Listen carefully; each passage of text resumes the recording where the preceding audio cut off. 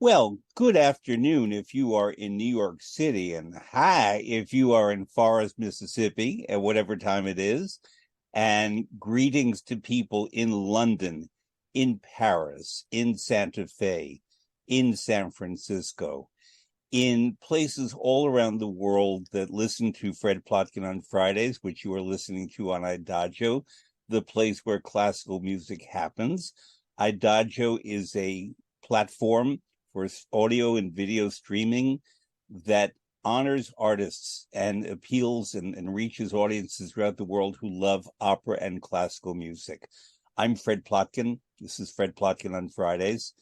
And every week since April of 2020, I've had guests on. I began by having musicians, but quickly expanded to all kinds of creative people, writers, chefs, thinkers, journalists, broadcasters, filmmakers, and a lot more, actors, artistic managers, writers.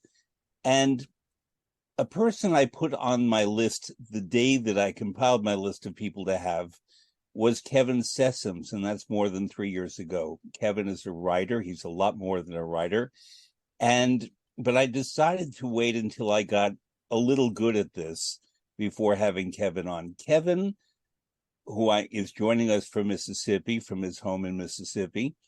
Kevin and I have a lot in common, but we scarcely know each other personally. To my knowledge, we've only been together twice. Once we went to an opera in San Francisco, and once we ran into one another at a theater. I was with my mother, and the two of them took a very quick shine to one another. But I have read Kevin for a very, very long time, always admired his writing, for many, many reasons that I'll get into with him. But I have followed him on his journey, let's say, because he writes a lot about what he thinks about and cares about. The other thing I'll say about Kevin is that we were born 7 weeks apart. So in many ways, we've lived parallel lives in terms of life experience as Americans, as citizens, as writers, and as people who both have been performers as well as writers. People who often interact with others and shine the light on others, but occasionally, or more than occasionally, the light shines on us and we become the subject rather than the object. So therefore, Kevin, welcome. I'm going to get into a lot more about you and you'll talk about yourself, but I'm really genuinely glad you're joining me today. Well, thank you for asking me. Now, you live in Forest, Mississippi. Would you? Well, I grew up there in Forest, but now I'm with at my brother's place right now in Brookhaven, Mississippi. Would you talk about Forest? I looked it up as 5,000 people and the home of Senator James Eastland, who was a Democrat, but he was a racist. He was profoundly anti-Black, anti-Semitic, and in many, many ways, not a good citizen, let's put it that way. But I didn't realize that he was from the town where you grew up in. Was his presence felt? He was in Washington when I was a kid. I didn't know until I was an adult that he was from that town. I always think of him as James O. Eastland. He always put the O in his name. He was a big, round, jowly faced guy. He was like the white trash senator, James Eastland. And then there was John Stennis, who was very stately and all about the Defense Department. But they were both racist because everybody's racist. But not everybody. Not everybody, no. Not everybody, but 80% of them. All right, but I think that's part of it's the sand in the oyster that creates the pearls. Right, the fact that unfortunately maybe 80% were racist, but 20% not. But there were people. When I wrote my first memoir, Mississippi Sissy, I got some pushback, let's say, from family members and stuff, saying you shouldn't have written about them, some like our grandparents being racist and people being racist around us. And I said, well, they were.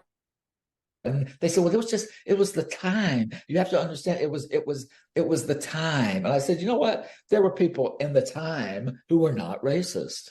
So you can't blame the time of, it's you can't blame that. And there is a direct arc from the segregationists and the Dixiecrats, the white authoritarian terrorists, basically, of my time when I was a child, because that was the 1960s, and the people in power on the right now. There's a direct line to those people. So I've been around these folks all my life, but I think Americans have been around them all their lives. There's always been that faction of America. Some of us are not nice people. No, some of us are nice people, but we're not good people. To quote, let's just get my gay bona fides out of the way. To quote Sondheim, nice is different than good. Some of the nicest people you'll ever meet are just, they walk in the voting booth and they're mean as junkyard dogs, but they're really nice. Now, you grew up in that environment. I, who was born 7 weeks later, grew up in what was known as the People's Republic of Brooklyn. And this is a famous family story. My parents' next door neighbor were an interracial couple. He was Black, she was white Jewish. They had a beautiful daughter who I still know. And famously, we were bathed in the same bathtub, a little Black girl, a little white boy, as infants. Right. And nobody gave that a thought. But when it's mentioned elsewhere, I mean, the only reason that this woman does not like me mentioning it is because she looks a lot younger than she is, and she does not want to be identified as being that age. But otherwise, there's really no issue. And therefore, growing up in that environment, which was not perfect, I assure you, and there was racism and there was all kinds of things, prejudice, but there was a kind of basic openness. I knew Paul Robeson when I was 8 years old, and I knew Bayard Rustin as a kid, and all of these people who were hugely influential in America and in the world, and where there was solidarity among some white people with some Black people, and it was not us and them, at least not publicly. And I can say that within this enclave in Brooklyn, that was very, very progressive. There was intermarriage, there were friendships, there were courtships. There was, my first little girlfriend when I was 5 or 6 was named Bernadette, and she was a Black girl. And it was really kind of normal. And when I describe this elsewhere in the United States, in most places, I'm looked at as if I'm from another planet. And I try to imagine most Americans. I had family growing up in northern Florida and in North Carolina, so I did have Southern family. It was a very different world there. Well, I just came back here because I'm on this pilgrimage in my life, and I came back to stay with my brother. I'm staying out in his gallery studio because he's an OBGYN, but he's also a sculptor. And I hadn't been here for more than a week in Mississippi since I left at the age of 19. I'm 67 now. So I was worried about, he who shall not be named, he was running for president again. And, all of his voters around here. And I was worried about it. I knew I could leave if I couldn't take it, because I fled here at 19. I planned to get out of here when I was 6 years old. I couldn't take it. I couldn't take it. I couldn't take the racism. I couldn't take just not feeling like I belong, because I was a little sissy boy. But maybe I'm older. It's been a very nice 5 weeks almost. I'm leaving on Saturday. And it's been nice. It's no longer my home. I don't feel at home here. I revert back to I'm less than, I'm not attractive, I'm not like everybody else. But I know it. I know it in my bones. I know it. I know it. So there's a relaxation, but not a how can I put it? I'm relaxed here, but I'm not uh, embedded here with love, I guess. I mean, I'm rooted here, but I grew somewhere else. I grew up and away. But I am rooted here. I'm a live oak, I guess. I've often said that lucky is the person who's born in the place where he belongs and should be. Almost as lucky as the person who is born somewhere but finds and is in the place where he should be. And somewhat less lucky but not unlucky is the person who keeps traveling in search of that place and discovering oneself in different places.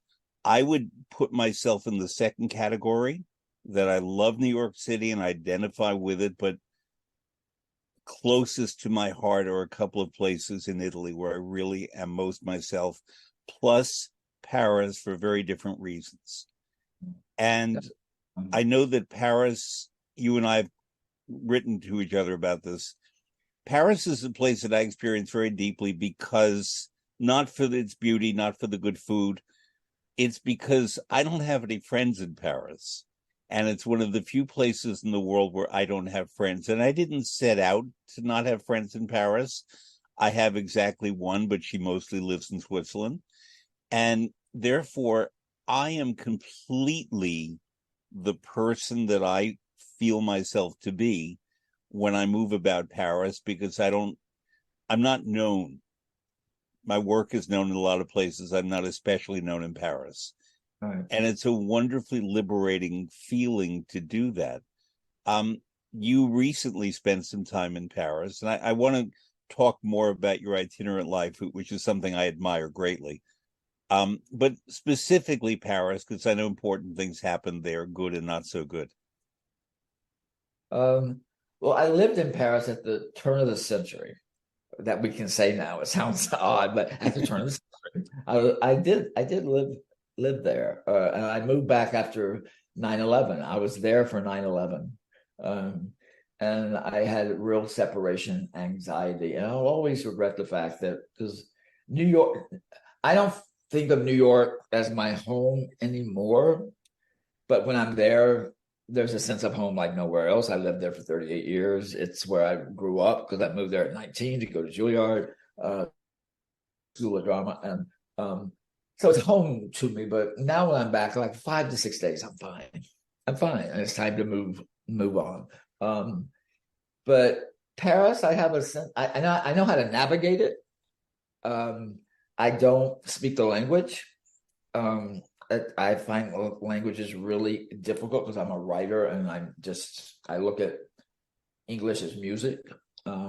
So the musicality of another language doesn't come easy to me.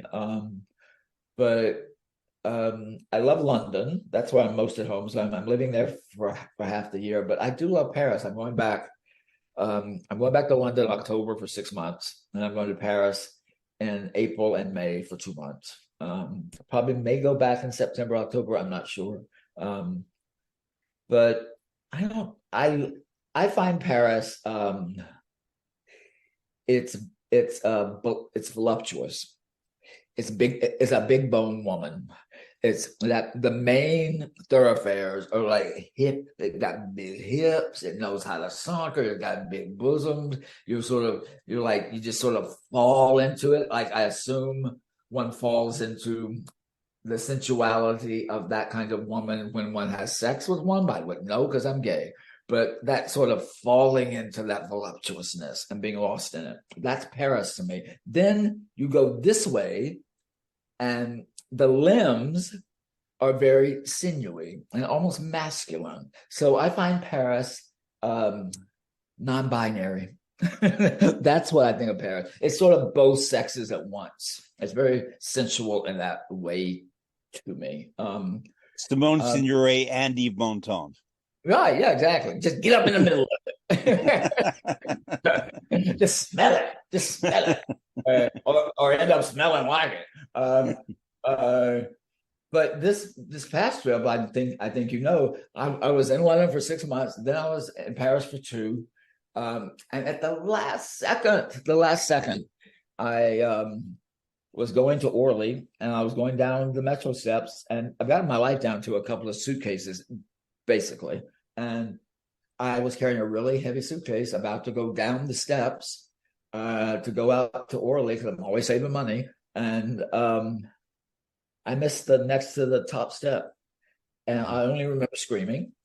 I don't remember the fall or hitting. But the next thing I remember, I was sitting on the step with blood all over me, and an ambulance was there. So I shattered my shoulder, and I broke it in four places. It was a really massive break. And so that was April the 30th. And I had to decide in Paris whether to have the operation there or come home. Or stop, because I'm living now life as a pilgrim. And do I stop the pilgrimage and come back to Mississippi and have the surgery here? And so I had to make really big decisions in the middle of trauma. And I did. I decided, continue. Do not stop. Continue. And so they gave me a little bit of morphine. The next day, I'd already missed my flight. I had to rebook a flight. I had to go to Orly. I sat there for almost 12 hours with a broken shoulder that was massively broken, and a sewn up knee, and a big scab on my head where I hit. And got on an airplane and flew back with the broken shoulder. I was in New York for 5 days like I'd planned. Went to the opera and the ballet and the theater, and massive pain. I mean, now that I look back on it, it's like, how did I do this? But I did it. Mm-hmm. I'm a tough old coot. But the one thing I had to learn was patience. That I lived from breath to breath. I lived from breath to breath. I would breathe and get to the next breath as I look back on it now, because I didn't have time to focus on the injury. I can only focus on getting to the surgery and healing. And so had the broken shoulder for 2.5 weeks. Flew to Santa Fe, where I was headed, and my nephew is an orthopedic surgeon, and he was doing a fellowship in Albuquerque, and his attending physician found the surgeon in Santa Fe, Luke. He was a godsend. And I got the surgery. And I've been traveling. I was in San Francisco. I was in New York a month each. Then I came here, and I've been doing PT. And now I'm just beginning to look back on it. Because I really did think this is part of the pilgrimage. This can either stop me, or this is a part of it. And the first thing I thought was, this is narrative. Ooh, great narrative. It's a great to write about. But then I just had to live it. And now that I'm I can lift it. See, look, woo, that's amazing. Yeah. I was told I would never get it like above here, but I can go here now. So that's a miracle. I really do think it is a miracle. But early on, very early, when I said my litany of prayers and acknowledgments and meditations each morning, I heard myself about, I don't know, the third week in, I heard myself say, thank you for my broken shoulder. I became grateful for it, because that was the only way I could deal with it. This is a blessing. What is the lesson of this blessing? And I found a grit I didn't know I had. I know it's tough, but I know it's just tough. And I'm 67, so I'm not young. But I found a lot of grace in this. And I talk about grace a lot, but I have really discovered in this, the lesson that I'm living in right now this week is, I thought I knew about grace, but you don't know about grace until you find it within brokenness. Grace resides in brokenness. And I mean, literally in my life, I'm broken, but there's a grace to this that I'm still trying to figure out. Because I didn't know I'd get to 3 months ago, I was like, just get me back to London. Will I have a life again? Will I be able to use my arm again? I just wanted to get back to London, but it's been a road paved with patience. I had to really develop patience. I could get through the pain. The pain was immense sometimes, not compared to some other people's pain. I know that people can deal with a lot like worse pain than mine, but this was not easy. And I mean, I own that it was not easy, and it was painful. But now that I'm on this side of it, and I'm sort of thinking for the first time about the trauma and what happened. I just couldn't think about what happened. Uh, I'm deeply grateful for it. I'm deeply grateful for it. You raised a very important issue that I'm going to return to later because it's the crux of what I want to talk to you about, but I'm not going to go there yet. I'm going to speak to you now as self-employed for life writer performer to self-employed writer performer. When you had your fall and you managed to post on social media and people were writing, I was posting during it. I was in know the that. ambulance. I was in the ambulance. It was like a war correspondent. But I wrote to you and I said my considered advice was that you remain and have the surgery in France. And the reason was I had a medical thing. I was working at the Aix-en-Provence Festival in 2018 and had a serious medical thing that had to be addressed. And it was so well done in France, despite being July 14th and France playing in the World Cup final and winning. I got superb medical attention. And I didn't, as self-employed people in America, we don't have the kind of health coverage that people in European countries have. And I was frankly very concerned that you would come back here and have to navigate bureaucracy and all of that, when in fact in France you had great medical care available to you. This is what happened.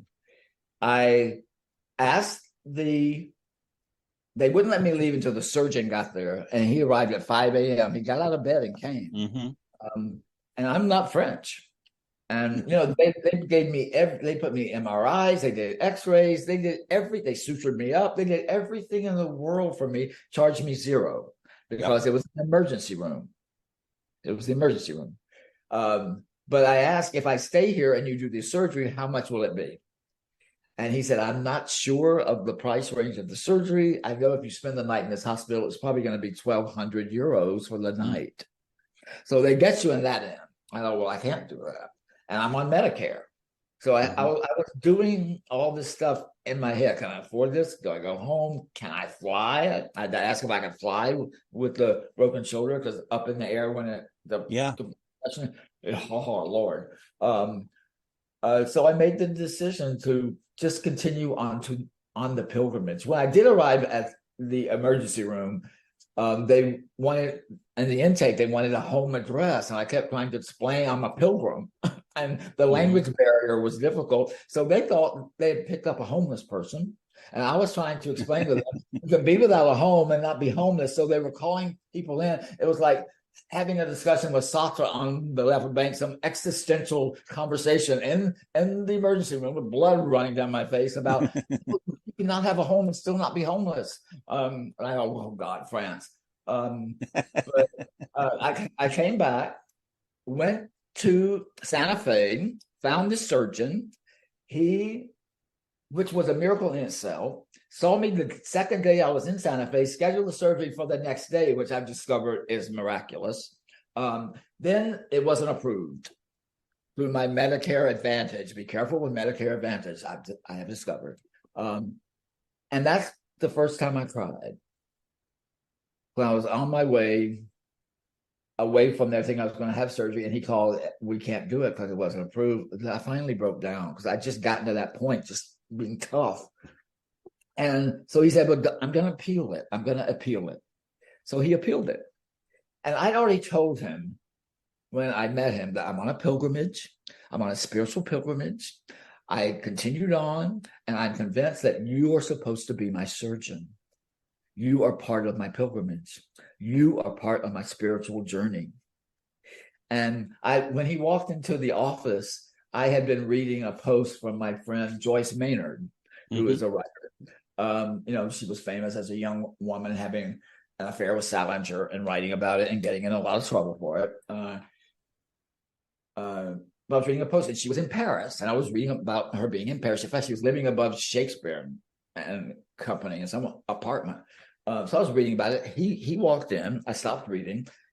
I told him this, and he turned to me and he said, "So have you ever read Franny and Zoe?" I went, "Ask me that. I'm reading about Joyce Maynard. And you asked me what, huh?" And he said, "Well, she was fascinated with the Way of the Pilgrim. She talked about that a lot." I went, "Oh, wow. Everything really," because my mantra is everything connects. And that moment, it was like, wow, you are really supposed to be my surgeon. This is too heightened. So after he did the surgery, and I went back for a follow-up, I found a first edition of Franny and Zoe online and bought it. And when I went to see him, I gave it to him. And the look on his face when I gave him that book, like, what? And I went, "I just wanted you to have that. It's important to me because you were supposed to be in my path. I'm convinced of it, that all this was, I believe in simultaneous time. I just believe it was all happening at the same time. It was always happening. And it was just always happening. I was always falling. I was always supposed to be in Santa Fe. He was supposed to be my surgeon. I was supposed to be reading about Joyce Maynard when he turned to ask me that. And he got to the door and he turned around and he said, "You've changed my life." I went, "What?" He said, "You really changed my life." He said, "We are really just, we're just each other's narrative, aren't we? We're just each other's narrative." And that was my surgeon. I mean, surgeons don't talk like that. So I sort of fell for him, like, "Oh God, Luke," like, "Whoa, call the cardiologist." But Kevin, I'm going to put on my political hat. I know you have very strong political feelings, as do I. And while we've not discussed politics, basically we are in alignment. I think it's fair to say. If someone breaks a shoulder and is not as intelligent, as resourceful, as connective as you are, but walks into an emergency room and is an American, that person, and this is not an indictment of the emergency rooms, it's an indictment of how we provide healthcare politically, is screwed as often as not. And I know that it has governed a lot of my decision making about my life and career in terms of the eventuality of needing medical care. I'll just tell you that I had a very severe orthopedic injury in my early 30s in Italy and couldn't walk for 2 years. And much of what you describe about grace and gratitude, every time I stand up and can walk, I know exactly what you're saying, but because that came to me at the age of 34, it was in a different place in my life in terms of the decision making that I made after, including the risk to take, but also where to be self-protective, knowing that in my country, I too am able to persuade people to help me. I'm verbal and friendly, but I always look around and I see people who are just as deserving as I am, who don't have that advantage at all. I think in America, if you're really poor or you're really rich, you get taken care of. It's the vast middle that is screwed. They're just screwed. When I had a little money in San Francisco when I was the editor-in-chief of a magazine, and Obamacare was just coming to fruition. I was just on the cusp, so I had to pay. I subsidized. So now I was paying like $1,200 a month for my Obamacare, thank God, because I ended up having a prostate surgery that they paid for everything. But I also realized how screwed the system is because it was an outpatient surgery, green light laser surgery. This is not too glamorous for your glamorous podcast, but it was outpatient, and the surgery was sort of okay. I can understand that fee, and the anesthesiologist, I can understand that fee. The rental for the emergency room was $120,000 for outpatient. Yeah. For a few hours, and they paid it. That's the scandal. That it was paid. That it was some system being worked that was just circular. And I thought, what the hell? And I was willing to pay the $1,200 a month because I had money at that point, and I knew that if I paid it, then it would help someone else who didn't have it to be subsidized. I'm willing when I'm able to do my part. So then I moved to Hudson, and I didn't have any money, and I was on Medicaid. Hudson, New York. Yeah, I moved to Hudson. I got on Medicaid in New York. It's the best insurance I ever had in my life. Best insurance. They paid for everything. It was just the best. And now I'm on Medicare, which a navigation, a lot of navigation. Yeah, I'm part of the blessing of this was that it happened in Paris. Mm-hmm.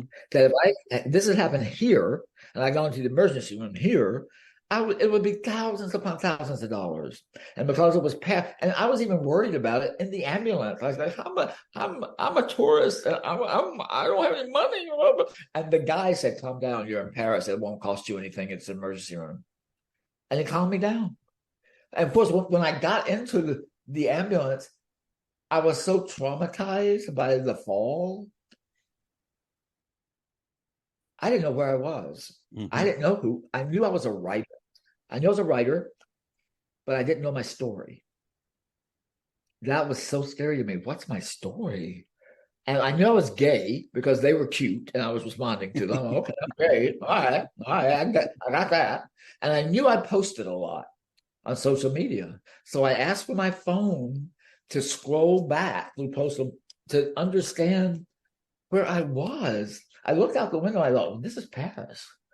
And so I knew I was in Paris, but I had no idea how long I'd been there. I had no idea where I had been living.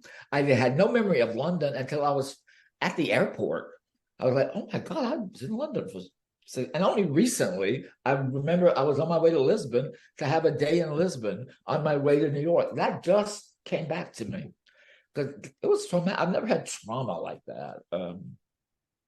It was interesting. But the true blessing was I can walk and I can think because I hit 3 places. I had sutured up knee, blood running down my face, a big scab here, and this. So if I could choose between these 3, I would have chosen that. I want to mention a corollary because this program has a very large music audience throughout the world. We haven't talked about it, especially in Germany. Sorry. No. It's what you're saying is very important. It's human. It relates to what I like to cover. But the corollary is the following: there are many, many talented American opera singers who leave their country, even though they love their country, and live in Germany and France and Switzerland and Austria and Spain and other countries because they have the social services that they can't have here. So we Americans are losing all of this talent to the opera houses of Central and Northern Europe because these people rightly understand that they can go there and raise their children and have medical care and be, in effect, civil servants if you're living in Austria, and work for an opera company, for an orchestra, for an arts institution. And that's another way that our country loses. Well, I can name you many, many, especially Black artists who have lived in Europe because of the challenges of being here, and we miss them. I had to have a root canal while I was in Paris. I walked down the street. I made an appointment for 2 days later. State-of-the-art office. I assumed they would charge me more because I wasn't French, because I don't pay into the system. So the fact I got an emergency room night for free was amazing to me. And then I got this root canal. They did a root canal, or sort of a reconstruction of my tooth, and gave me a filling. And they apologized that they were going to charge me 160 euros. Apologize. I went, are you crazy? Thank you. I'm like, wow. I was in shock. why people don't go to Paris and have their dental work done, I don't know. I mean, It would cost, and I'm not exaggerating, 20 times as much for that procedure in New I York. know, yeah. Exactly that. And I walked off the street as a tourist. I'm Yeah. not French. I find the French so kind. I always say that to them. Oh my God, I love the French. You're so kind. And then often they go, don't tell anybody. Don't want anybody to know. So one last question about France before we move on. You spent a night in the hospital with your shoulder. How was the food? Oh, they didn't feed me. No. Let's not go too far. They gave me morphine. They gave me So, Kevin, I want to go to a point that I think, and disagree with me if you don't agree, is central to a lot of your creative life and your public life, is something you alluded to before, that as a writer, as a memoirist, as someone who lives with his senses and experiences and describes what he experiences, whether it's going to an opera, whether it's eating a meal, whether it's meeting a new person. At what point, not Kevin, but a writer, is he or she the story or looking for the story? And at what point is he or she the perceiver, the reporter, let's call it, as opposed to the writer? I used to get a lot of criticism because of the way I wrote my cover stories in Vanity Fair and other magazines, because I put myself in it a lot. I was a presence in the story. But that's just I don't know. It wasn't purposeful. It's just how I wrote them. And I did think sometimes, just because someone was famous and a really good actor and the planes of their face, light reflected off of them well on the screen, and they looked, their heads were a little big and they looked really good on the screen. Didn't mean they were interesting. That doesn't mean you're interesting. Mm-hmm. It means you're talented, you got great planes, and you got a big head. Literally a big head. And Andy Warhol once told me, he said, you know what makes a movie star? I said, what? He said, short with a big head. And I thought, you got a point. Now that I look around, you got a point. Paul Newman, Tom Cruise. Well, Paul they're Newman all like that. They're all like that. It's like the way the light hits them, and there's a certain Humphrey Bogart was another. So there's that. That's a little arrogant, but I would sort of believe it, that sometimes you were the more interesting one in the room. But early on in my life, if you've read my first book, because I've written 2 memoirs, so I'm a presence in my story. But my father was killed in an automobile accident when I was 7. My mother died of cancer of the esophagus when I was 8, and it was the year of Freedom Summer, so all that was going on at the same time. So it was very full and weighted. Freedom Summer being 1963. 63 to 64. That. He died in August of 63. She died in November of 64. So all that was going on too. And so 2 things embedded themselves in me. One was politics. I was behind the enemy line because I was a little sissy boy. And my first book is about the parallelisms of being different. I'm a little sissy, but all this, the Black stuff is going in civil rights and growing up Black, and that culture is all around me. Not the same, completely different, but there's a parallel of difference in the world of 1960s Mississippi. So, in fact, to drop another name, when Oprah read my book, she took a while to read it, and then she finally called me, and she said, I didn't read this for a while because I just thought it was going to be a coming of age book about a little boy in Mississippi, a gay boy, a coming of age, a gay coming of age. So I promised you I'd read it, but I'd pick it up and thought I could skim it and then fake it. She said, but I'd start to read it. I go, no, this is literature. I got to really focus on this. So I finally read it. And she went, you know what? This is more than just the coming of age of a little gay boy. This is about race in America. I went, well, you get it. But also, I also think if you're a great memoirist, I'm not saying I'm a great one, but I'm pretty good at it. If you write your life story really well, then whoever reads it reads their life story. So the fact that Oprah told me it was about race in America, because she was a little Black girl here around the same time. She grew up in Kosciuszko. Then she was reading about her life. She was reading about her life. She told Gail that, because I was worried about the patois, the Black patois that I used in the book. And I said, did that bother you? Because I'm a white guy and I was nervous about it. She went, no, it would have.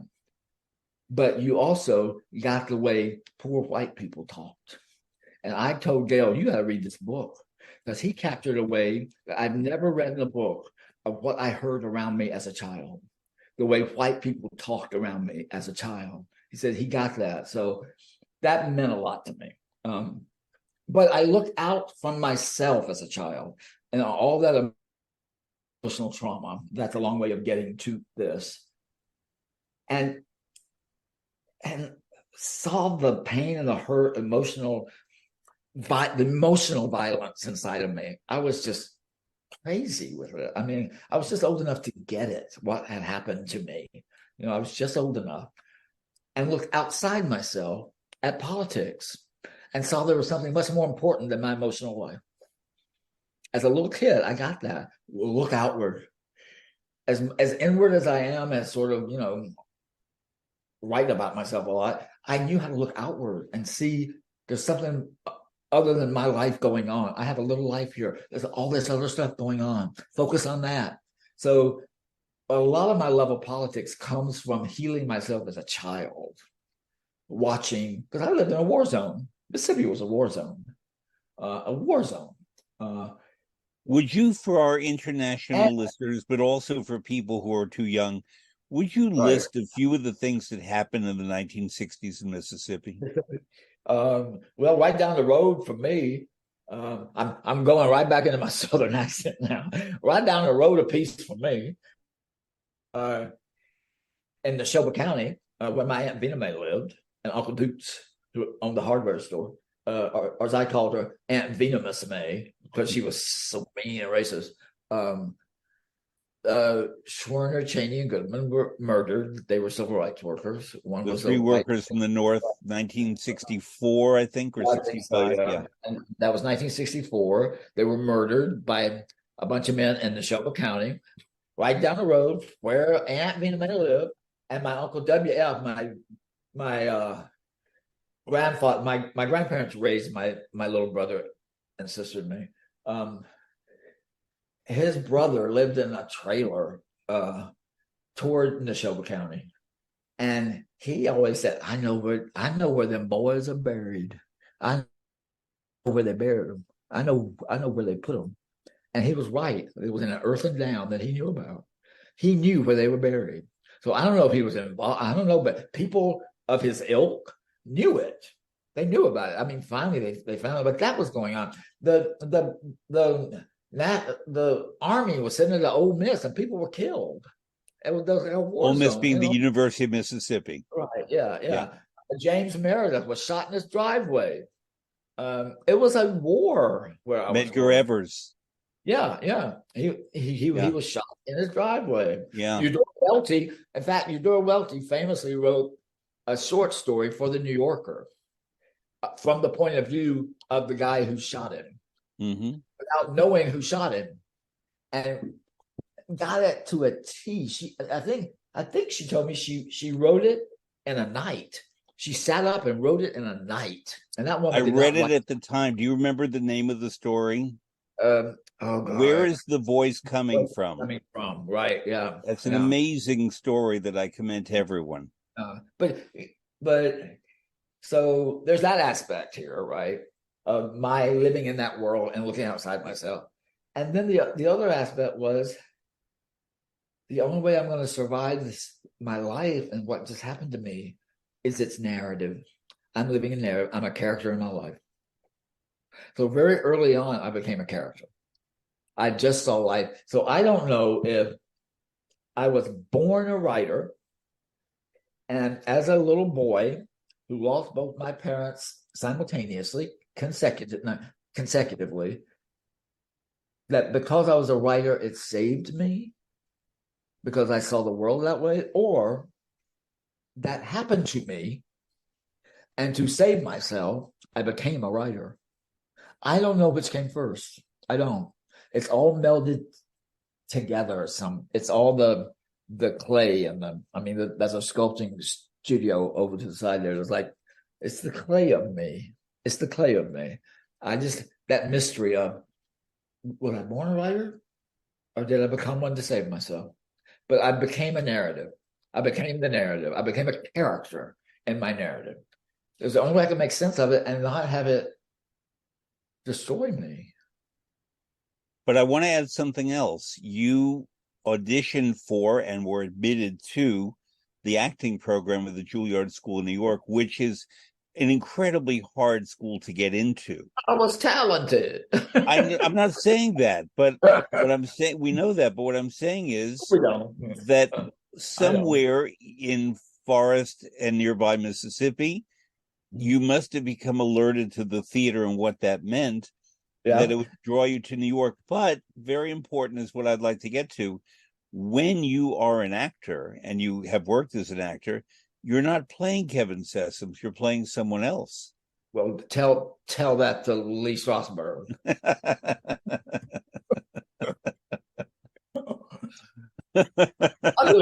I'll just leave that there. But where did theater enter your consciousness as a boy um, growing up in Mississippi, and um, how did that pull you to New York? I always loved.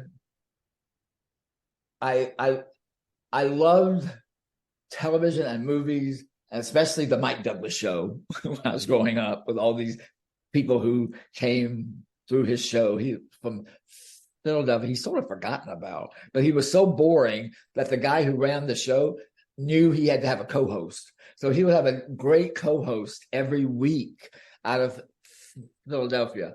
And do you know who ran that show? Do you know who his boss was? No. Oh, his boss was a young man in his 20s named Roger Ailes, who ended up Really? running Fox and creating Fox News. He ran the Yeah. Mike Douglas show. He was Mike Douglas's Wow. producer.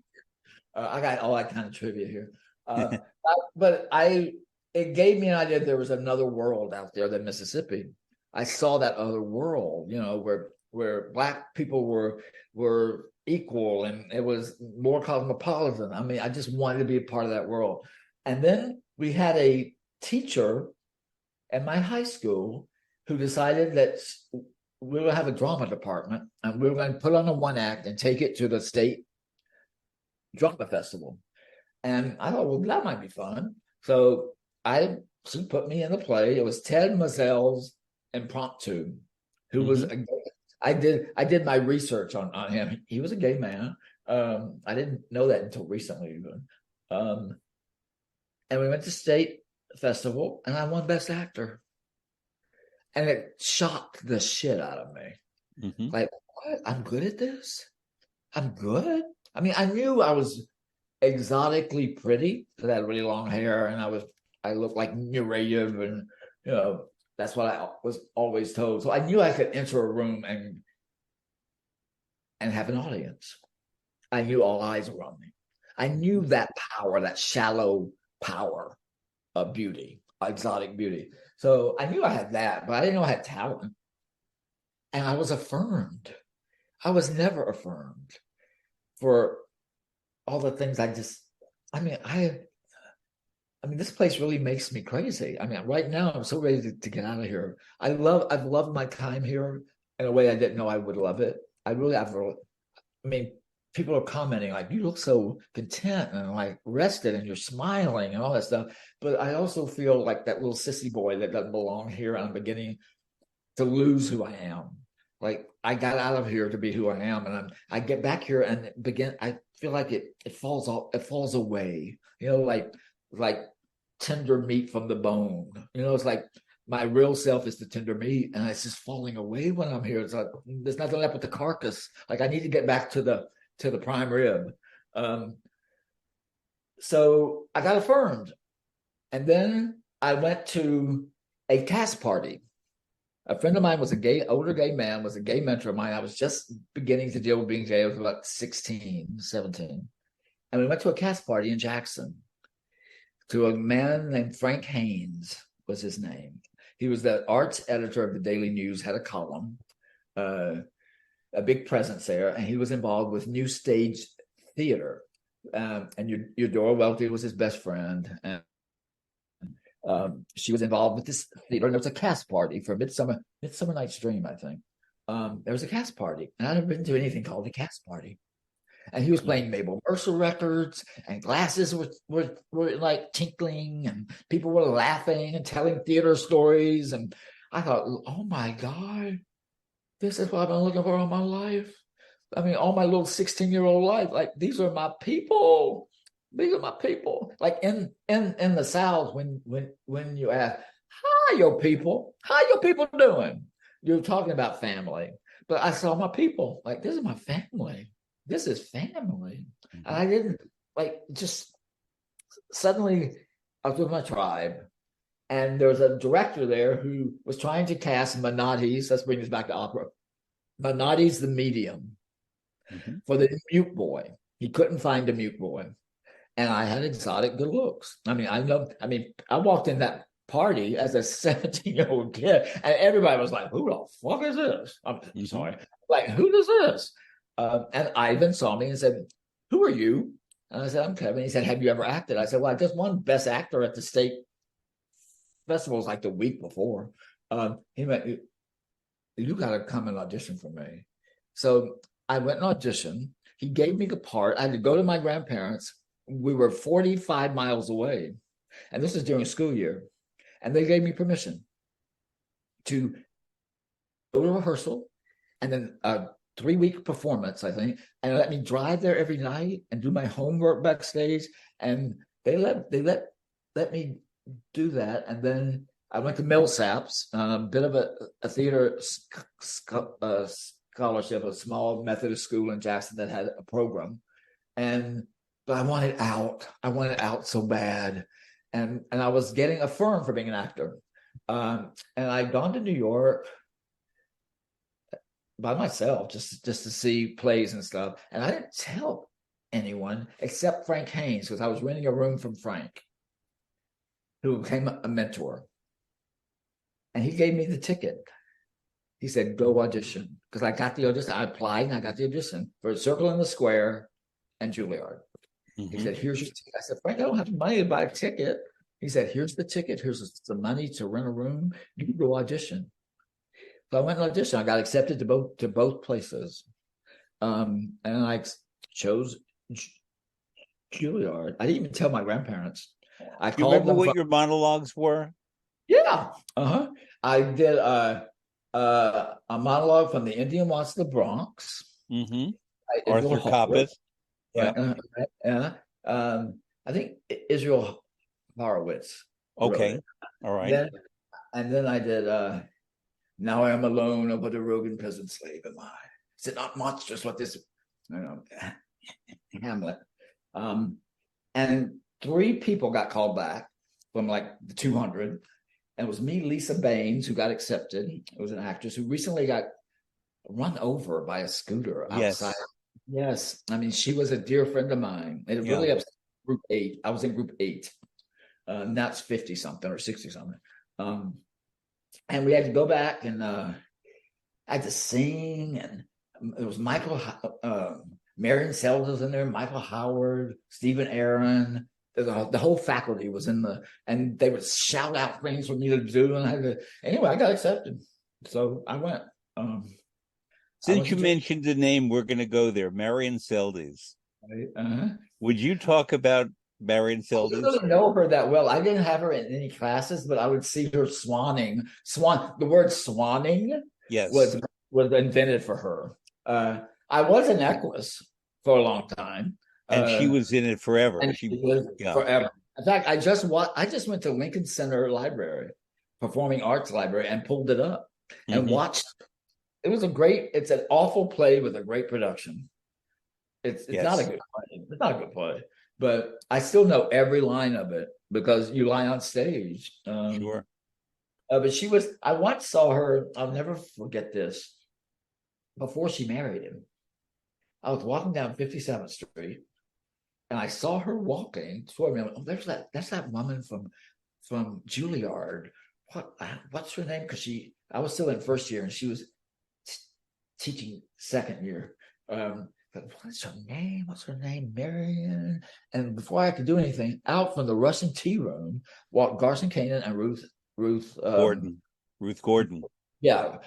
Out they walk. And I swear on my mama's grave, Marion Seldes swanned in front of them and deeply bowed and like held out her hand like they were queen and king. She fell to her knee. She took a knee on the sidewalk of 57th Street and bowed in front of them. I went, Lord, is she gonna kiss his foot? What is he about to do? It was so dramatic. I'll never forget it. And then she ended up Well, marrying. yes. So I'm going to tell my Marion Seldes story. Um, she was, I wouldn't call her a grande dame, but there were Right. certain kinds of actresses in New York of a certain era, many of whom were descended from theater families. Another was Ruth Gordon, who was very practical. She was not a grande dame. Um, Zoe Caldwell was like that, who spoke in very theatrical, pearly tones and could capture your attention on the stage. And Marion Seldes once did a play called Duo or Two-Hander, written by Terrence McNally, in which she and Angela Lansbury played retired tennis stars. And Marion Seldes was toe-to-toe in every way with Angela Lansbury. One night, I don't know if it's still around, but there was a club in New York called the Coffee House that was founded, it was on 45th Street as I sort of, went there. I went there. I've been there. okay, it was founded as sort of the antidote to the Algonquin Round Circle. And to become a member of the Coffee House, you either had to have been an atheist or written a book. And I was both. Or And be by Howard Moss, who took me. yeah, and the rule was that you didn't pair off at tables, but when you arrived, you sat next to the last person at the table, and that's the person you spoke to. And I was involved in some of the special events, activities planning, and they wanted me to organize a Halloween night, and in which we do readings of Poe and play music and so on. And I got Marion Seldes and Phyllis Diller and myself as the performers. And and Phyllis Diller, people think of as a comedian, but she was a very talented pianist and harpsichord player. And we rented a harpsichord for the night. And she came in with a black witch's hat and a witch's nose, which she applied. It was not her own nose. And played musical commentary on her harpsichord as Marion and I read stories and horror stories and so on. And Marion, very grand, very frightening. And at the end of the evening, she took that bow that you described. She went deep, deep, deep. And present that night was Ruth Gordon. That's why I mentioned it. Everything connects. And the coffee house was not distinguished for its food. I tried to help them and they improved somewhat. But they had food that sort of evoked Yale 1927 rather than food of the 1970s and 80s. And on the menu that night, unfortunately, was a dish that was made of codfish from New England that was written on the menu as fish balls. Mm-hmm. And Ruth Gordon looked at it and she said, "Oh my, this must have been a mighty big fish," which was the best Halloween story I can tell. I love it. I mentioned this because I'm not name dropping, and I know you're not name dropping. But what I'm saying is, no, you're not really. You're not.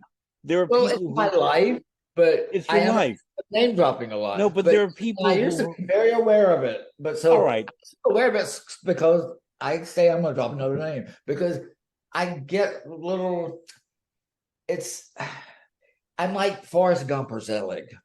I look at my life in that way. I've never lived in the frame of fame. I used to say I was just outside the frame of fame, but I've lately begun to say I am the frame. That was my life. I framed fame. So I was just around it all the time. But I was never But the really point I'm thinking. making, Kevin, is that I know people who don't drop names; they hurl them to the ground.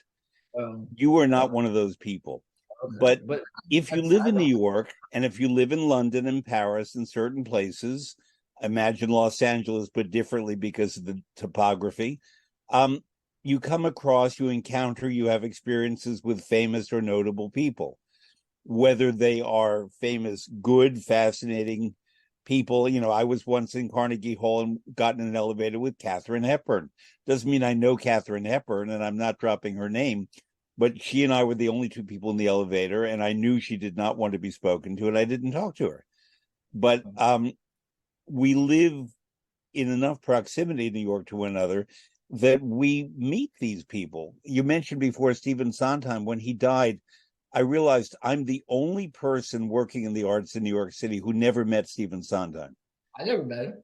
Okay, let's do it. More parallelism. But I want to go in a slightly different direction. It's related.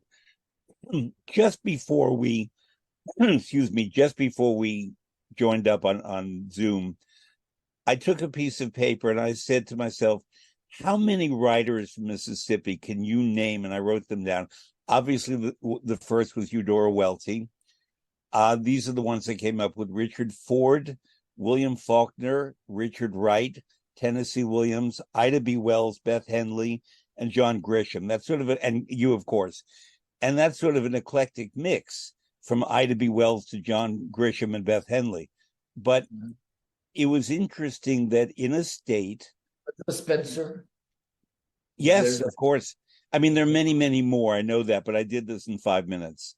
But the thing is, I can't think of too many medium-sized states. We're not talking California, New York, or even Massachusetts, that have produced so many distinctive writers. I don't know if I said Tennessee Williams among them, but really distinctive writers. But what unites, I've not read John Grisham, but I've read all of the others, is a certain something that you described, autobiographical without being autobiography. Right. In other words, that the writer bears witness to what she or he lived. I don't say experiences, but lived. As so that Eudora Welty being the perfect example of that we're just talking about. Where's the voice coming from? But in so many things, but Tennessee Williams, certainly. William Faulkner, certainly. Ida B. Wells in a very different way, certainly. Richard Wright, certainly. Is that, my question is, do people live autobiographically in Mississippi more than they might in New York? Well, it's a form of entertainment. There's not much to do here.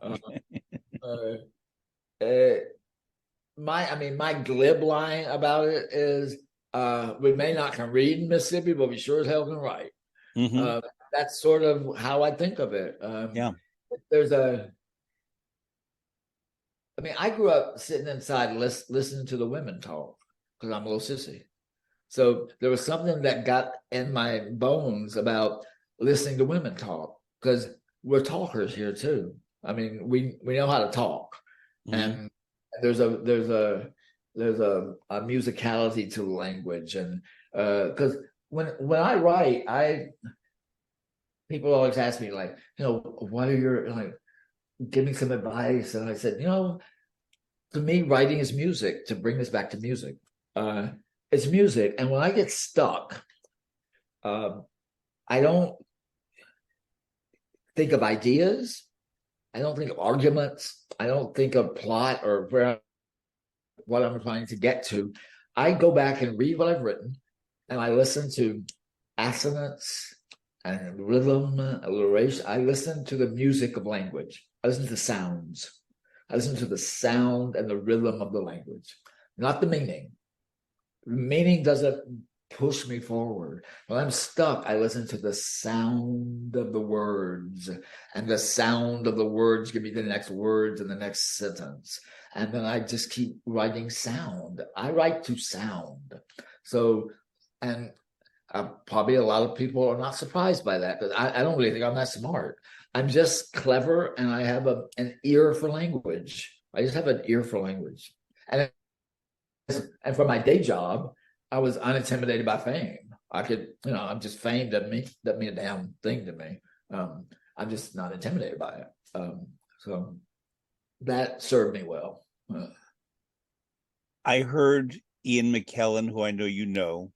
I don't know him, but I love his work, and I try to hear him do anything that he's willing to do, whether it's Shakespeare or Ibsen or reading Oscar Wilde narratives or whatever. I love listening to Ian McKellen. And he was using a word about himself that changed the meaning of that word for me. He was talking about when he figured out that he was gay, but the way he said it was, when I was alerted to my own sexuality. And the alerted to is something that has forever stuck in my head in terms of usage. And a question I have for you is, when were you alerted to your senses? Because so much of your writing is sensorial. And that's part of what I love about it, is that I can feel sight, smell, taste, touch, sound, especially sound. So when were you alerted to your senses? I guess you respond to that part of my writing, because it goes back to what I was saying about my writing. I don't think it's smart. I don't think it's intelligent. I don't write for my intelligence. I don't think I'm dumb. I think I'm really clever. But I'm not book smart. I've never graduated from college. But I think what I'm in touch with more than sexuality or senses is longing. I'm very in touch with my longing. I've longed all my life. I've just always longed, and I think part of the life that I'm living now as a pilgrim in the world is a longing, not for answers. I'm not on this pilgrimage to find the answers. I'm longing for new questions. I'm longing for questions. And I just thought I had one more chapter in me. I was longing for another chapter. I was longing not to be old. I was longing for new. I mean, the reason I love being in London and Paris is they're familiar and yet they're new, and I feel young. So I'm longing for youth in a way. I'm not really longing for love. There was someone who did ask me to marry him in London, because I sort of fell for him, much younger than I am, for a green card. We can both have green cards. I thought, a marriage of convenience. I'm conveniently in love with you. But my first thought was, oh my God, it's great for narrative for this book that I'm working on about this life. I want to do a third book about this life called Beside Myself, which ties into what we've been talking about. My first thought was narrative. It doesn't matter what the marriage is about. I can get married at the end of the book. What a great story. Live it. And then it dawned on me, wait a minute, this is win-win. I can plant it in the book that we're going to get married. And then at the end, if we don't get married, that's even better narrative, because one of the things I can learn on the pilgrimage is that life is not about narrative. But yet, my telling myself that is a meta narrative. So it's just like I'm chasing my tail. It's always narrative, even when it's not narrative. It's narrative. So, yeah. Well, you know, it's a maybe what I'm longing challenge for. for I don't want any more narrative. What? it's a challenge for people who are in relationships with writers that they feel that they could become material, Well, subject matter. when I wrote these profiles, I mean, I still do them from time to time. But when I wrote them, in fact, I'm doing a lecture at Emerson College in Boston in September for a class of media writing class and stuff. And so they asked me, could I send them along some stuff, like a couple of stories. So I sent them an Emma Thompson and Beyonce. And I looked down and thought, I'm good. I was good at this. I'm good at this. I was reading some of it. I was like, yeah, I forgot. I was good at this. But what you do when you're in that dynamic of talking to someone, because like you said to me, I'm not interviewing you, we're having a conversation. So I never looked on it as an interview.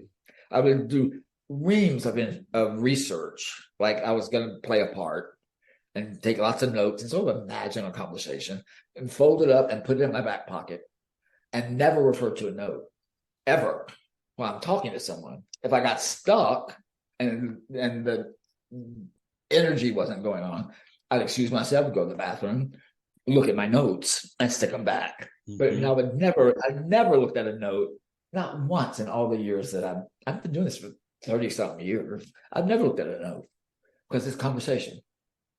But what's going on is it's the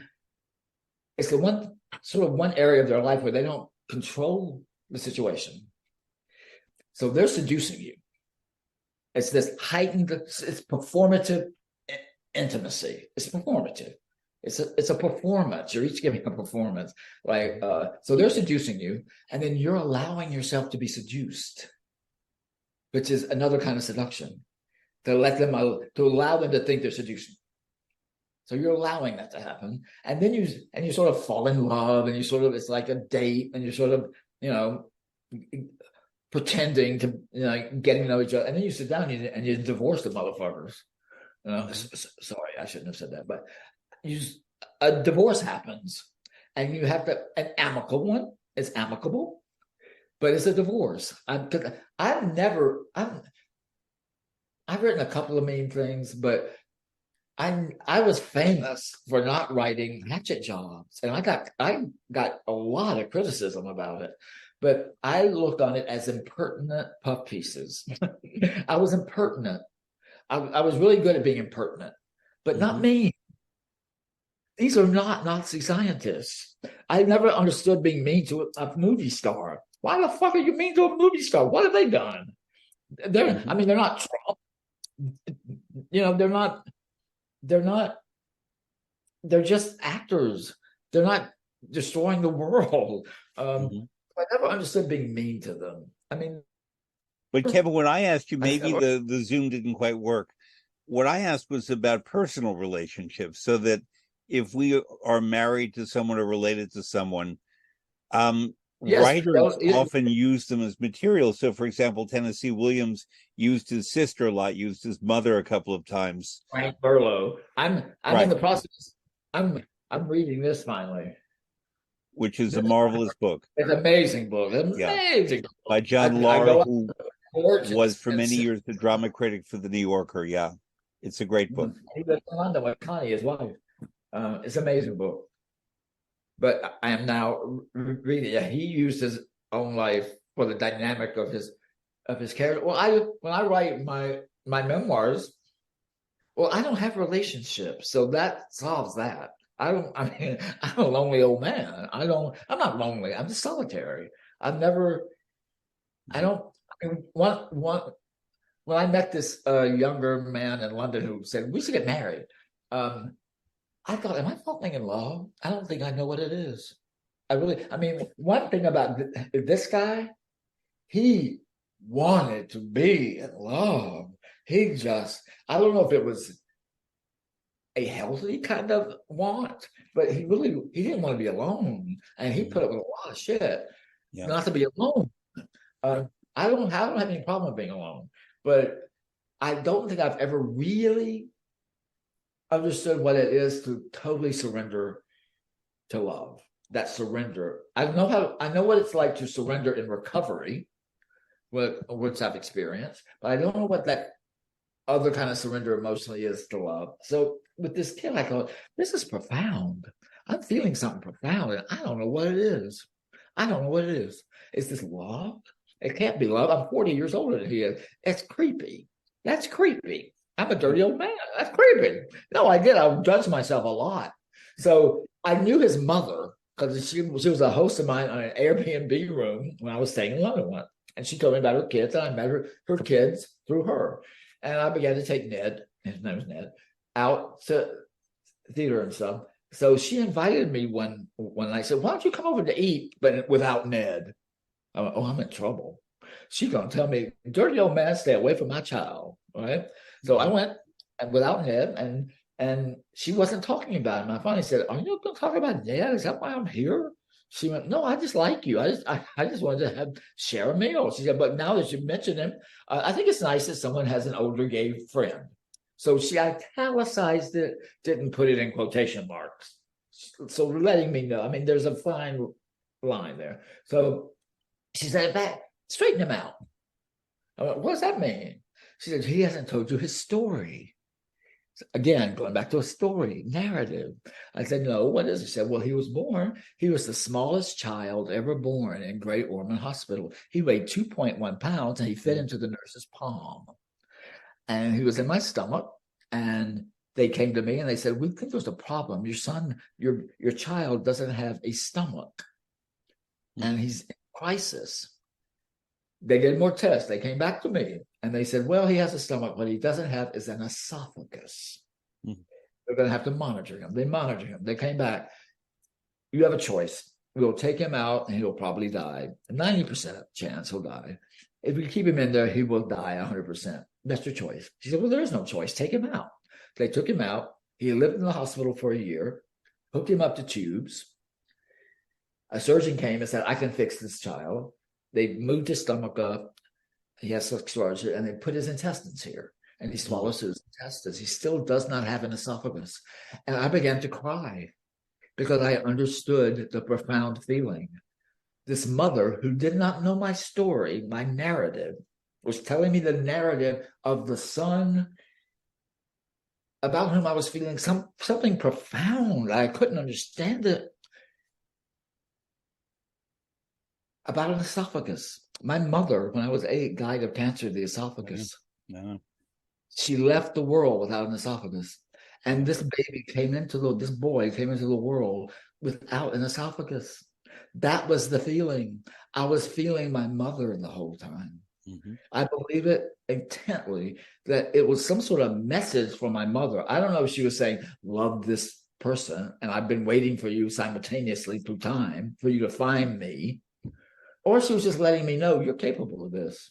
What you were feeling, you're capable. This is not the right person, but you're capable of this.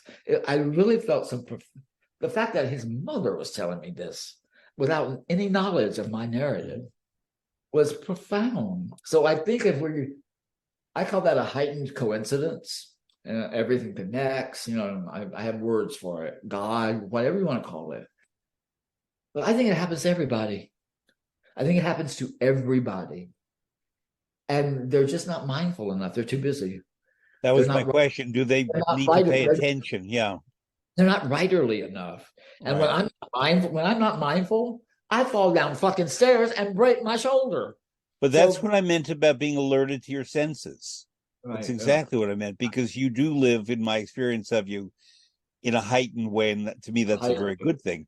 I live a heightened life. Yeah. My life.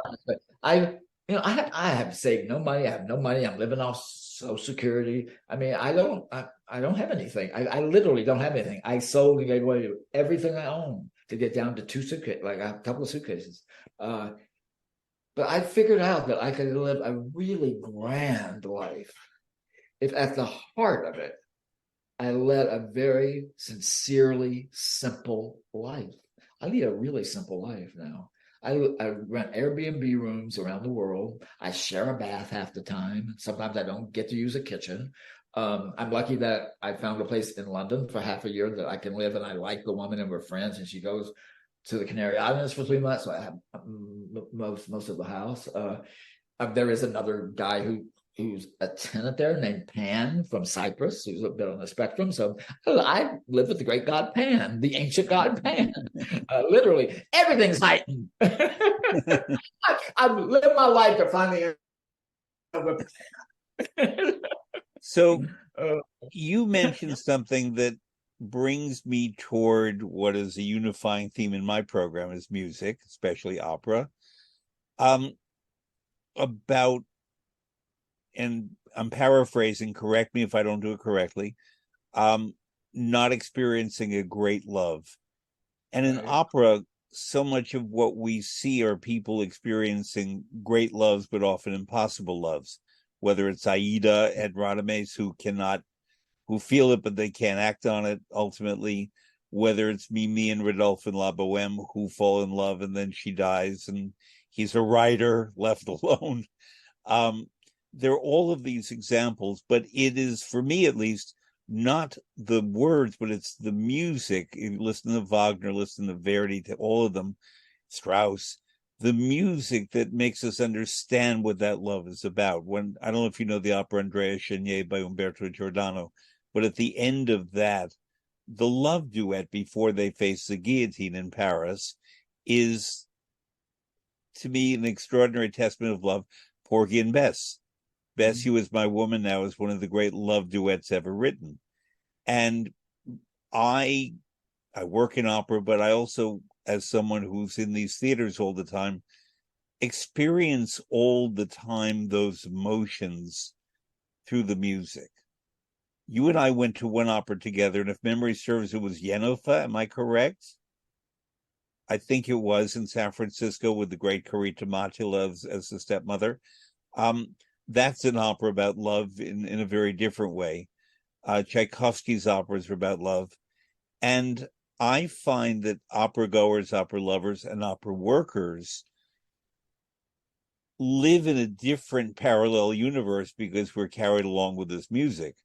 And I can hear in my head, if I'm facing a situation and not specifically focused as I am with you on language, the music floods my head.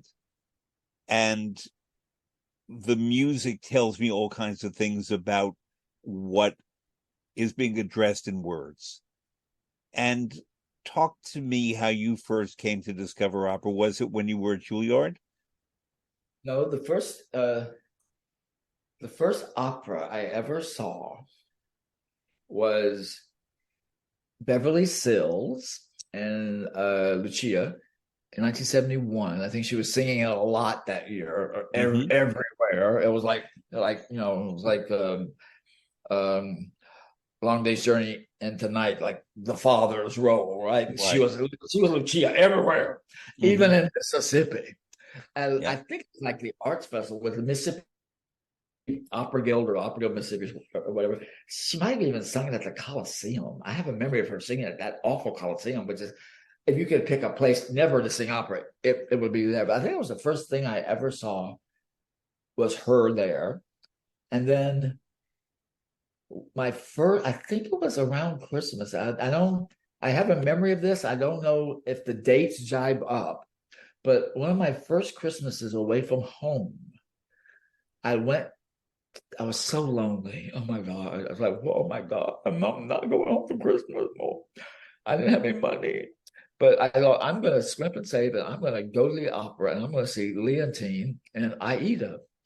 And I could swear it was around Christmas time. And some guy was selling a ticket outside. Luckily, it wasn't a fake ticket. And I sat in a lows right above the stage. And I saw her sing it. So that might have been the second time. For me, opera is not a longing for love. It's very sensual and sexual. For me, it's more sexual. It's not about love. It's definitely sexual. Sexual. It's sexual. But my experience of it, my experiencing it is sexual. And I described this before when because I have friends who do not understand why I go. Like, why do you go to opera? Oh my God. I said, you know what? This is how I can explain it. It's like when you have amazing sex with somebody, and the top of your head's like at the end, like you feel like the top of your head's been blown off, and you look over at them and you think, oh my God, I don't know your last name. That's opera. There's amazing sex with somebody, and I forgot their last name. Amazing sex with I a really don't know stranger that is much opera. about it. I just know I just feel it viscerally. I just want to just like, yeah. But it That's what really is. I mean, that when I really was is the performance life. manager of the Metropolitan Opera in the 80s, New York had a lot of money. There was a large gay population. There was a large international population. We had all these great stars, Leontine, Luciano, all these people. Everyone came to the Met. We were sold out almost every night. The only nights we were not sold out, it was an opera by Alban Berg, and that would be 90% sold, Lulu or Wozzeck. And there was a couple, a sort of punk couple, boy and girl, who traveled the world attending performances of Lulu, and they were in a lot of leather and chains and metal and so on. To have sex during the second act. And I was alerted to the fact that these people were in the standing room, but because it was not fully sold out, they found a column. They Oh my, did not shriek in any way. They were quiet about it, but part of their life's journey was to have sex in Paris and New York and London, wherever Lulu was being performed. ritual. It's almost ritual. Yeah, it Sex, was. it's But the religious. thing is, there were many people, I'm not telling stories out of school, who would become completely overtaken. I'll tell this in the most genteel way. There was a woman who had mental disability who came to the opera to experience the music and beauty and so on.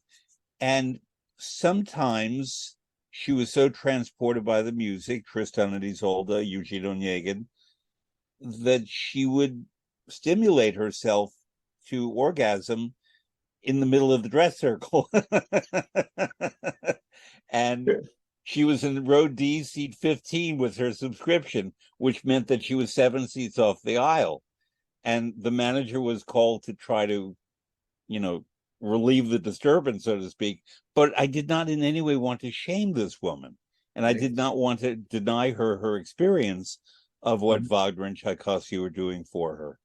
And I did, and that was part of my job. There were members of the administration who would become very overwhelmed at certain moments in the music and do what they wanted to do. And I'm going to write down that seat number because I want to sit in it. It's what now? Dress circle D like David 15. I'm going to sit Saturday there. matinee 3. These things remain lodged in my head. No, but I mean, I've always felt that part of my job was not to be a disciplinarian, but to acknowledge the effect that opera, in this case, the Great Metropolitan Opera, could do, and that within the confines of not disturbing other people, to allow people to experience opera as they did. Because to me, it's a way that people experience the great range of human emotion and tragedy and passion and humor in a safe way. And the music is the enabler.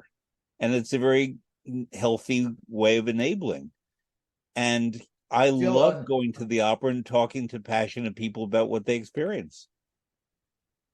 But also on Angel Blues website, she has a YouTube video of her doing a segment of a series called Kids Meeting, or it's about kids meeting people who work at certain things, and they have to figure out what she does for a living. And she's got her wig and her gown on and stuff, and she's an opera singer. And these kids talking to her about and her singing. It's so there's that aspect also. It's not just grown-up sexuality, sensual love, longing. It's these kids looking at awe and wonder. There's wonder to it also. That's almost innocent because we don't have much wonder left in our lives. So when I go, I feel wonder. But go see that of her with those kids is. I know that video. Angel and I are friends. I know that well. I love her. I'm a huge fan of hers. She's a wonderful ambassador for opera. But one thing that she does in that video that also another wonderful ambassador, Anthony Roth Costanzo, does is he makes clear to children, but to everyone, that we are not mic'd. This is natural sound produced in the body. And the phenomenon of natural sound in an electronic world is also remarkably amazing to many people, myself included. All this, these 60 plus years later that I'm an opera goer, an opera worker. And it's still phenomenal to me when I stand in the wings or in the audience and hear this natural sound. There's another aspect that it just dawned on me. The spiritual. I have someone in my life that I think I responded to his work as a director, and he reached out to me through Facebook because I wrote something about one of his productions, and he began to read my posts and become friends. Phil McDermott, who directed Akhenaten, magnificent director. The Hour. Magnificent. But I've told him I do not think he is just a director. I think he's an alchemist. I think he's a true alchemist. And there's something deeply spiritual about his work. It's just deeply spiritual. Mm-hmm. And to me, he's almost like my spiritual guide. He's become like my spiritual guide. And he came into my life through opera. Yeah. Opera instinctively. I don't know. I'm not skilled in opera, but this just dawned on me. He is. I deeply spiritually respond to his work on the opera stage. It's a spiritual experience. So it's I not agree. just sex. When I'm asked to name my favorite opera directors currently working, I name two: Phil McDermott and, well, I'm suddenly forgetting his name, from Toronto. Wonderful, wonderful director. I will think of it in a moment. Marvelous director. I'm suddenly blocking him, but he's really great. I'll think of him in a moment. In fact, Sessums met his wife when he built a production with his Improbable Theater Company in which he played Pan. So everything connects. There you go. And I was telling him this whole thing. He said, "You do know that I played Pan?" I went, "No, I didn't know that. It just makes sense. Complete sense." So regular listeners to my program know that I ask my guests to often go into the Adagio catalog, and we don't play this music during our conversations, but you listed the Goldberg Variations by Bach, played by Glenn Gould, Introduction to Porgy and Bess, conducted by Marian Alsop, the Philadelphia Orchestra, sung by Angel Blue. Yes. But it's the next cut is Angel singing Summertime. So that's sort of two. I made a mistake. That's fine. That you're allowed. Okay. Charles Holmes singing Motherless Child. Sometimes I feel like a motherless child, with the Rust College Choir on an album that featured Leontine Price. By the way, Leontine Price is from Mississippi. She's from Laurel, which is 140 miles or 225 kilometers. And just to tie this into what we were just talking about, she said the best thing for a woman's voice is the healthy sex life. That was her advice. So I wish I could have helped. Price believes I would have contributed to her. You're not that much of a lesbian. You could pass.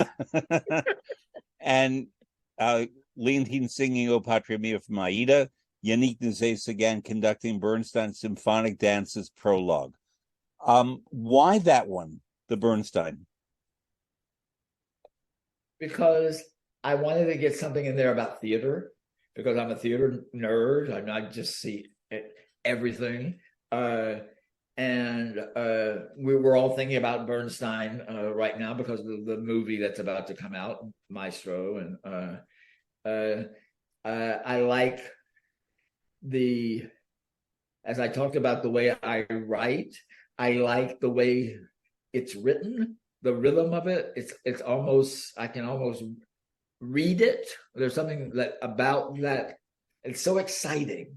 And when I think about theater, I've always thought how exciting it would have been to be in the original cast of West Side Story in that time in New York, be backstage with those kids and experience that and shock people. It didn't win awards, really. I mean, people didn't know what could make it. I think Music Man beat it or something. It, it must have been just astounding to be those kids in that time creating that show. And I just, there's a part of me that longing, there's that word again, that sort of longs to have been backstage and been a part of that, and to hear that music every night and dance to it, and just how exciting that would have been, and to be Sondheim and Bernstein in that time, and Robbins, and being in that mix, and call them out their shit, because I'm sure they were hard to work with. Lawrence, I'm sure he was, but Arthur Lawrence, just, it would have been amazing to me. So I just wanted to throw some theaters, something. So what I often like to do when my guests provide a list, and I thank you for yours, which I love, is propose a couple of more works that you may not have come across or know about. One of them is by Franz Liszt, and it's a wonderful pen out so I can put it next to the seat number. I got to write it next to the seat number. I can also send you an email. Okay. I wrote two series of piano works called Années, this is in French, de pèlerinage, years of pilgrimage. And they're years of pilgrimage. And it's all about Liszt the traveler, because Liszt traveled all over Europe. He constantly was on the move. He was performing in different cities, experiencing the life in different cities. And Kevin, I didn't think of this, but you'll find this very interesting. Liszt had something in his will that said that he is to be buried in the place where he dies. So, had he died in Manchester, he would have been buried in Manchester. Had he died in Newark, New Jersey, he would have been buried in Newark, New Jersey. And he died in Bayreuth, where his son-in-law, Richard Wagner, lives. And so he's buried in Bayreuth, but not with the Wagners. But the fact that Liszt identified so strongly with travel and would describe his years of pilgrimage, some of which were religious, not all of them. Some of them were what we would call spiritual. Some of them were very secular. But to me, I mean, there's a wonderful song group by, I think it's Ray Vaughan Williams, Songs of Travel, and I commend that to you as well. But specifically for you, Années de pèlerinage, these piano works that really evoke Liszt's soulful connection to a life of a pilgrim. Play it today. Wasn't there a film about him? Did Richard Chamberlain play him? I don't know if it was Richard Chamberlain. I think it was a Ken Russell film, Listomania, or was that The Who? But Listomania was called, about the fact that he was the rock star, the Mick Jagger, you pick it, of his day, the Elvis. And then the other one, I don't know if it's an Adagio, but if not, I'll try to get them to get it, is a wonderful song by Johnny Mercer called Traveling Light. Do you know it? Yeah, I do. Yeah. So there are two. Marilyn May sings it, I think. Marilyn May does sing it. I was going to commend two versions. One of them is the more wistful one, is Billie Holiday. And the other more positive one, which I think you would connect with, is Diane Schuur, Schur. Right? Yeah, the blind South African, wonderful belting singer. Is she still alive? I don't know. I'm sure. I don't know. No, because she had a big moment when she was everywhere. This song of less than 3 minutes. Oh, I know. When Marilyn May, I heard her sing it maybe last September in Provincetown. She sang this song. I was just in tears. I thought, that's my life. That's my so. For listeners who don't know, Marilyn May is 95. And I just heard her in Carnegie Hall in March, where she finally made her debut. See that so much. I wanted to go see that so much. Yep.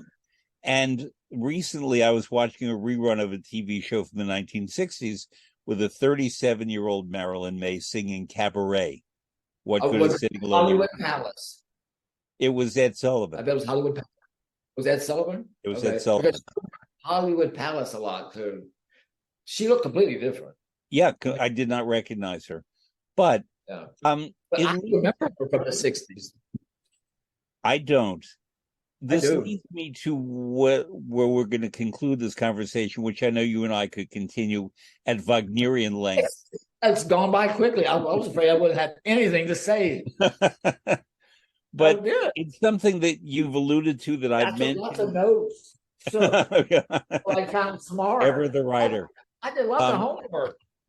but there's it's something that you've discussed. Is something I care about very deeply in my own life, but also in other people's lives, and certainly yours, because you document it very publicly. This notion of movement, of being a pilgrim, of what happens when an injury or other life event brings you to a halt, and how you rediscover or recalibrate your life's experience. And I mean, I think it's a wonderful thing you're doing, your pilgrimage. And the way you described it is looking for questions rather than looking for answers. And I know that you have touched places, especially London, that have great meaning for you, and I get that. If I'm correct, Italy has never really been part of your program, Yeah. and I'm not asking you to defend that, but how did you arrive on the concept of setting out on a pilgrimage, of not having too many possessions, of not having a home? Uh, I wanted another chapter. I thought I got one more chapter. I've been living in Hudson, New York for 5 years. I lived in San Francisco for five when I began to be in recovery. I lived a year in Provincetown, then I went to San Francisco, started a magazine, worked at the Current Theater as the editor at large, and did interviews on stage and stuff. And then I never really liked San Francisco. I liked the opera company, I liked the ballet company and the symphony. I liked that corner. But other than that corner, I just didn't like it. I just never felt at home there. So I headed back, tried to move back to Manhattan or Brooklyn, couldn't find a place that was cheap enough. I didn't know where I was going. I looked online. I saw Hudson. I'd never been to Hudson till the first day I was there. So I lived in Hudson for 5 years, and then I didn't want to be there anymore for a lot of reasons that would take another 90 minutes to talk about. But I didn't know how to set out at 67 to be something else. And it was getting too expensive for me. It's more expensive than Manhattan. It's the most expensive Airbnb place in the world. And I'm an expert now. So part of it was an economic decision that I redefined as a spiritual one, because I can look at narrative. Life is narrative. And sometimes that's about redefining. Sometimes that's all you need to do. Is if something is a bad thing, like I'm too poor to live in Hudson, well, redefine it as a spiritual quest. So that was part of it, to redefine the narrative. And then I thought, well, the only way I can do this, if I've been going to London for a couple of months at a time and knew I liked it there. I'm not happy there. I've given up the concept of happiness. I don't want to be happy. I think that's another reason to fail. I'm deeply content there. I find a contentment there where happiness and sadness exist side by side. Sometimes they hold hands, but there's balance, which is what contentment is to me. So I'm deeply content. But how do I live there? I don't know how to live there. How do I keep having someone stay in my apartment and paying 2 rents? And I just couldn't do it anymore. And the woman I rent from said, you can live in London for 6 months a year. Is that enough? I said, yeah, but I can't pay both rents. And I couldn't pay the store stuff. So I thought, I guess I'm going to really have to really go there.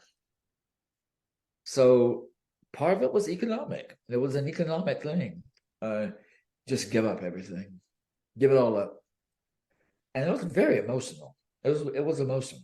It was more emotional than I thought, because I could look at my my loft and my stuff and convince myself that I had had success in life. Because sometimes I feel like a failure. Like I've just been a failure. I failed. I don't have any money. I don't have much of a career left anymore. I'm a failure. Look at, I live compare and despair life, as we say in recovery. I compare myself to a lot of my friends who kept on the road and have a lot of money and they're still, at it. And I'm just not anymore. So I made the decision to do this, to give it up. And it was hard. It was one of the hard, I didn't know how emotional it was going to be. The night before I left, I was sobbing on the floor in the fetal position on my kitchen floor. Sobbing. Because as one of the things I told my brother and sister, who are both here right now, is I didn't know how it would affect me, because I thought, this is all I have to leave them. I don't have anything else to leave them. I want to leave them my art, my furniture, my books, and I don't have any of that anymore. And that really upset me. And then a friend of mine said, "Well, what makes you think you're going to die first?" Right. I just assumed I was going to die first, because I'm the oldest. But so I knew I could live in a room, because I'd been doing it for a couple of months at a time. I miss my aesthetic more than my stuff, which is an interesting discovery. I miss walking back into my home the way I had it set up, because I had a very specific aesthetic and a taste in art and a taste in furniture. And I know how to spatially put things. And it was a beautiful loft, a lot of space. So I miss aesthetics.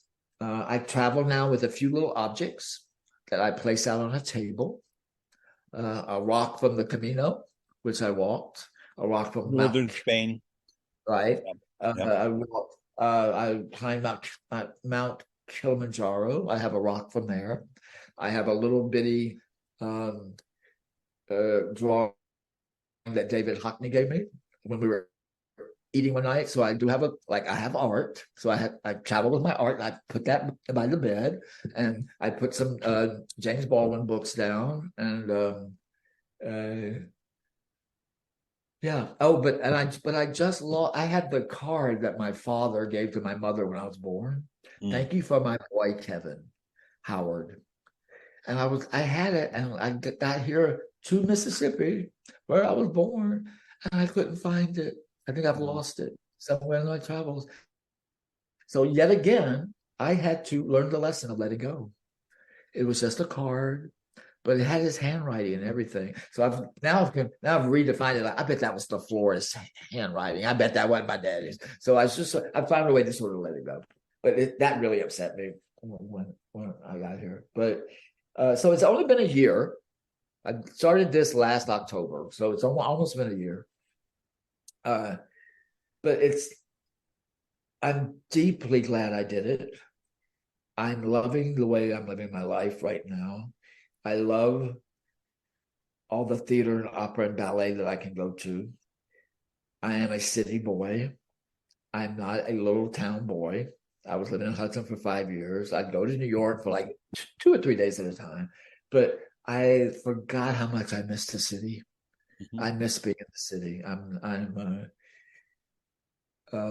As much as my spiritual practice is about light and nature, the unseen, seen world, as I call it.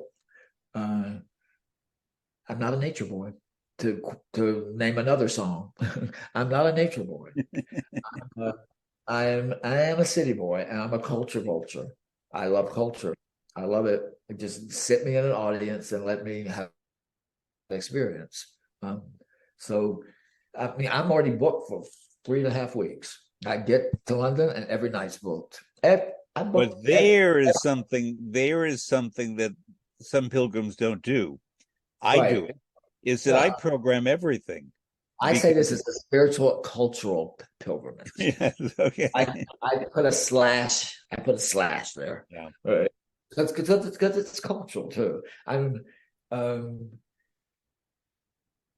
it's it's a very simple life. I'm living a very simple life, very, very simple. But part of built into it is the surrender that I will be alone. I've surrendered. It used to bother me that I was damaged, wounded, uh, incapable of being other than alone. And I'm trying to find in this pilgrimage that I am capable of being alone, not incapable of anything else. And there's a difference. But I also have to surrender the fact that because I'm living my life this way, there won't be anybody else. I'm itinerant. I live in little rooms. I share a bathroom. I'm 67. I have no money.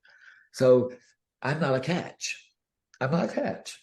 And I am literally now broken. I'm literally broken.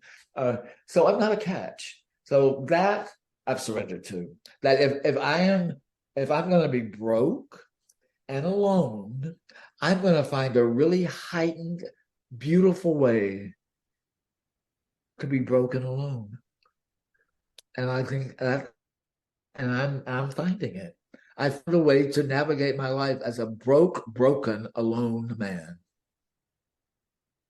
Well, Kevin, I still think there's hope for you. Let me close with this story. You've met my mother.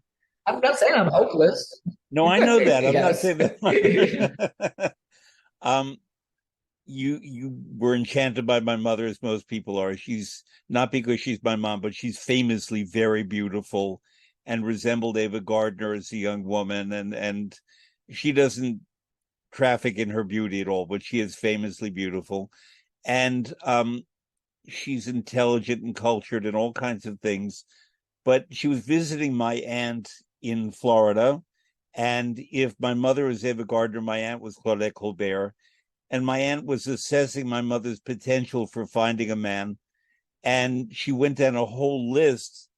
And ultimately, my aunt said, well, there's no hope. You have no skills. Oh, Right. I captured you back. So I'm going to repeat that. My aunt, who was the Claudette Colbert to my mother's Ava Gardner, cataloged for my mother why she could and should have a man and all the men who would want her. But then my aunt said, but you have no skills. And and Kevin, I would argue it's not that kind of podcast. I would argue, Kevin, in addition to all of your many gifts and virtues that I admire, you have skills. You're okay. I got mad skills. Kevin, it has been wonderful, as you all say in the South, to visit with you. I've really enjoyed our conversation. It's been nice sitting a spell. Sitting a spell. It is what I, as a New Yorker, say this was time well spent. Well, thank you, darling. And it's people, we have a lot to learn from one another. I mean this about all people, not just you and I, certainly not me, but it's our way of doing it. And your way of doing it is through pilgrimage. My way is through conversation and also trying to quietly help make people's lives better if I can, and sometimes politically not so quietly. But it's about leaving everyone and everything better than we found it, even in the face of big odds. And something you do beautifully. That's one of your skills. Well, my sister and I, my brother and sister are very religious and Christian, and I'm not. I walked the Camino and ceased to be a Christian. I became an atheist. I separated the A from the T from atheist, and I live in that mystery between the A and the T. But she said, don't you have a belief system? You got to have a belief system. I said, yeah, I guess I do. Kindness, empathy, and pay kindness forward. That's it. I said, you want to call that a belief system, I guess. But so I just, on my way as a pilgrim, I just always find a way to pay kindness forward, because so many people have been kind to me. I mean, I'm a recipient of a lot of kindness. So I just try to find ways to keep paying it forward. Speaking of travel and also kindness, I was very fortunate in my life to know the writer Jan Morris. Oh, yeah. As Jan, she was James early and then became Jan Morris in 1971 or so. And the last time I saw her, we had lunch in New York at the Café des Artistes. It was a very hot day in July, and she was wearing a purple, ugly tie-dyed T-shirt and a not much of a purple skirt. But we stayed there for 5 hours. She was fascinating. And as we parted, actually, correction, I saw her one more time in Oxford. She said to me, "It's all about kindness. It's really," she said, "all of this travel, all of my experiences, all of my reflecting on the world, it's all about kindness." And it always stuck with me because she's my influential writer, I think, more than anyone else. I mean, yes, we can name the great authors, but my influential writer is Jan Morris. Yeah, and an act of kindness can be a revolutionary act, when one person. Well, so it's time to pause. And to go back to Mississippi, because we're having more endings than a Puccini opera, is an Altman movie. Leontine Price would always say, and she meant it, "You are more than kind." And I love that expression. It's not just you're kind, you are more than kind. What did you say? Well, you've been more kind to ask me to talk to you. Thank you. It's been fun. Thank you, Kevin. I hope to see you soon in one of our cities. Yes, I will see you in D16 because I'll be in D15. Right. Okay.